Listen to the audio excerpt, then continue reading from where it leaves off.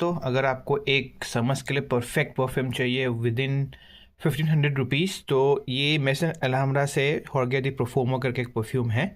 इसको आप परचेज़ कर सकते हो। पता नहीं लोग इसके बारे में बात बहुत कम करते हैं।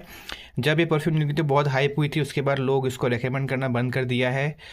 But yes, this is a very very nice perfume. Summers के लिए बेस्ट एंड बेस्ट परफ्यूम है। आपको ये कम से कम 5 तो नहीं बोलूँगा, 6 से 7 घंटा ये लास्ट कर जाता है।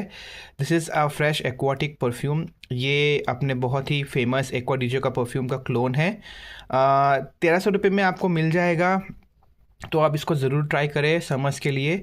हालांकि अब तो मानसून आ गया, बट स्टिल मानसून में भी ये 24/7 365 डेज इसको यूज़ कर सकते हो। कॉम्प्लीमेंट ज़रूर ज़रूर मिलने वाला है। ऑफिस वेयर के लिए बेस्ट परफ्यूम है। Please try this perfume. आपको फिर जो ओरिजिनल परफ्यूम है 4-5 हज़ार रुपये खर्च करने की ज़रूरत नहीं है। 1500 के अंदर आपको बहुत ही अच्छा परफ्यूम का एहसास मिल जाएगा। हॉर्गे di Profumo Maison Alhambra. Try this. जय हिंद।